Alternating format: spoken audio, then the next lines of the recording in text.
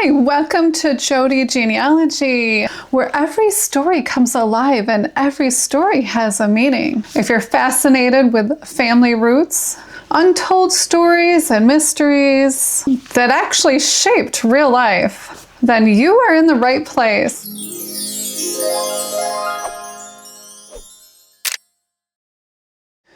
Hi everybody, today we are going to deep dive into some history in Dorr, Michigan.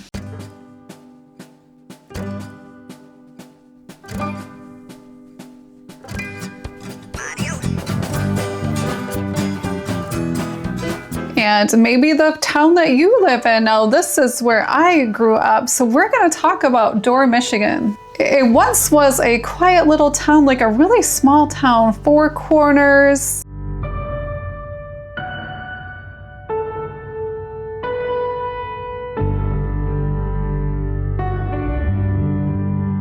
A lot of farming. So we're going to dive into forgotten ancestors and forgotten stories. So grab a cup of coffee, get all cozy and settle in. Let's tell a little story. And don't forget to subscribe and like and leave a comment in the end. In the quiet northeast corner of Allegan County lies a town with a name that carries the weight of the 19th century uprising. This is Dorr, Michigan, a place where agricultural roots run deep, where 70 acres of pristine nature stand a testament of a family's legacy. Today we're diving into the history of Dorr and the story behind it, and the gift that was left to Dorr, called Bysterveld Park.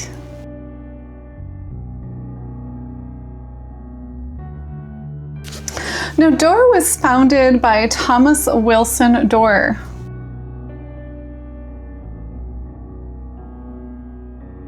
And he was from the Rhode Island area, and he settled into this town in the early 1800s. The story of Dorr begins in 1847, where most towns take their names from founders of the local landmarks. Dorr's namesake comes from a rebellion over 700 miles away in Rhode Island.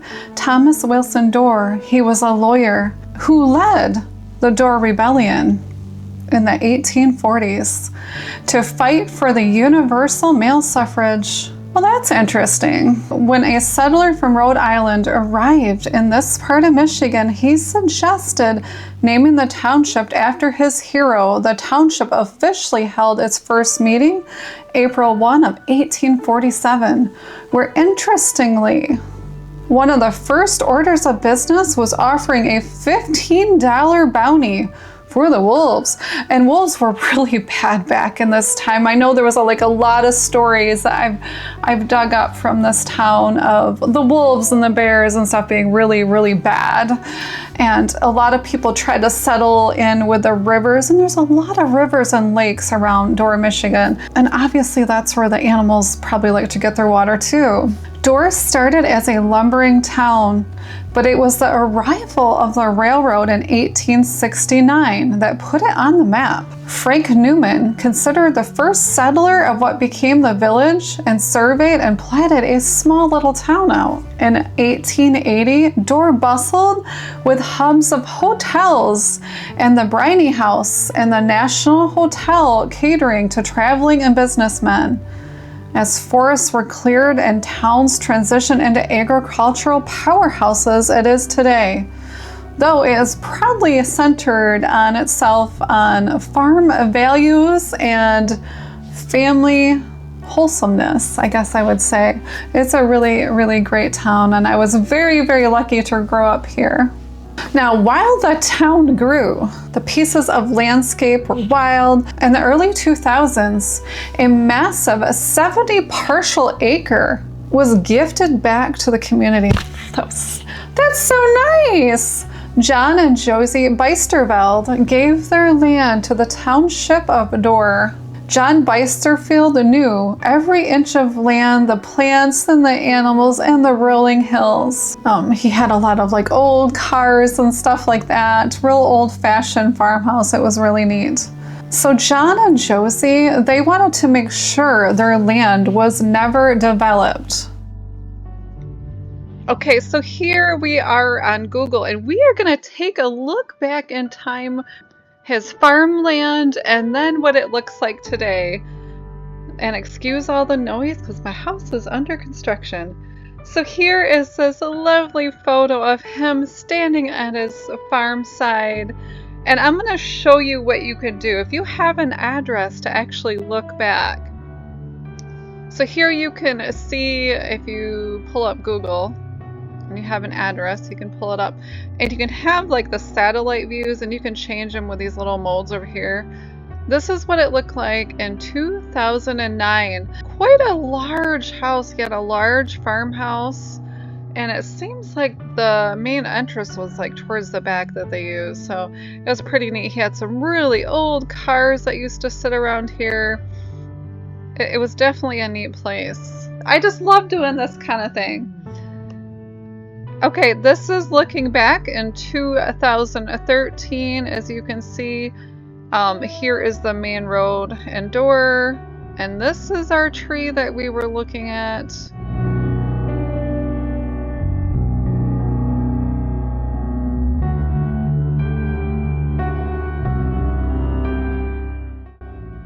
And if you can look over here, this is where the park is. It's still, you can see where the family had their driveways and all of that.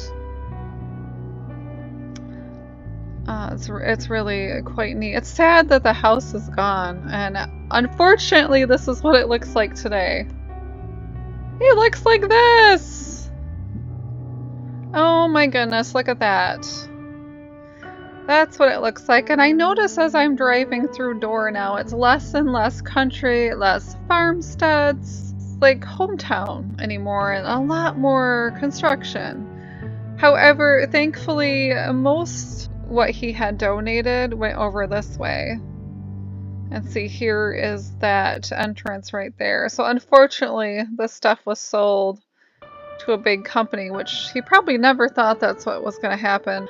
They did keep some of it for the park, thank goodness, because it's so nice. And as you go down here, this is actually this past year over here. Oh, hello, school bus. This is what the entrance looks like. And that's the other part of his land. He had farmed some of it, but this is the entrance to the park, and you can go enjoy it. And I'm definitely thankful that they donated their land to the city, because it's so nice to be able to enjoy a really, really nice park. They do have some other parks in Dorr, but they're pretty small, and if there's a lot of people, it's hard to get in and hard to get out of there, especially hard to get out. So this is great, and it's a lot better as far as walking trails and playing with your kids over here. You're not by a busy road as in the middle of Dorr. And with that hammering, we're gonna move along. Okay. All right. Here we are today in Dorr, Michigan at Bysterveld Park. So I'm here today with Andy, backyard trucker. Oh, it's a little blurry. Hey, we're gonna take a walk, and I'll give you a little bit of history of this place. It used to be an old farm. So I grew up around here, and the whole time I grew up, it was like a farmhouse. Boy, it's been raining. My hair is yucky today. Don't look at my hair. Don't. Oh, it's going gray too. Look at that. Oh, oh boy, got the real hair on. I think it looks great. Look at my gray hair. I can't do this video. Look at this hair. I think it's great. I mean, I got gray. They're a little scary. It's weird. It was a little scary. It was kind of. Well, there's two ways to this fork in the road, but that's a really short way. This is a nice walk over here, but it's really muddy. You've got boots on. I've got some nice pants on though, so...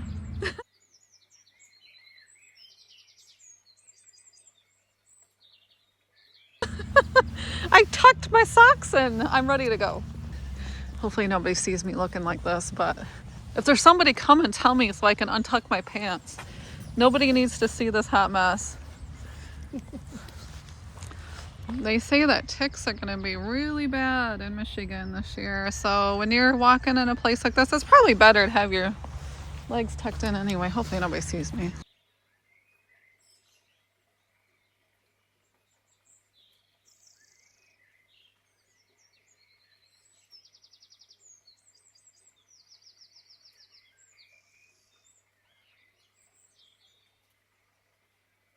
And people love to fish here too. A lot of times people like sit there and fish, or they'll sit up here and fish. So they must have decent fish in here.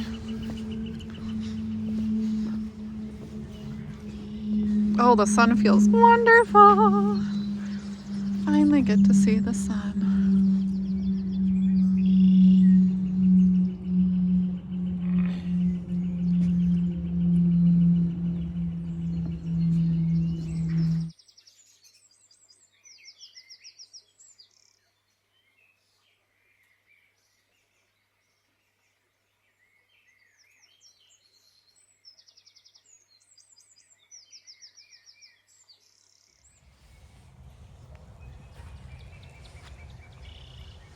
What a great view.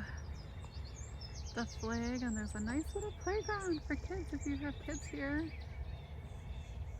Look at how nice that is. Lots of wildlife too. We've seen turkey and we've seen some deer.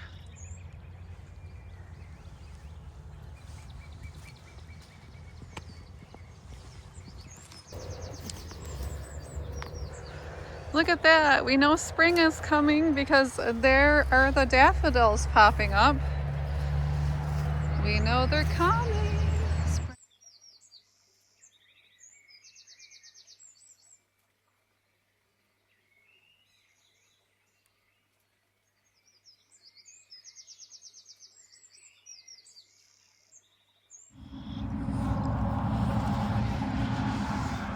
It's a little creek kind of place. Look at this little birdie. Aww. Oh, what a cute birdie.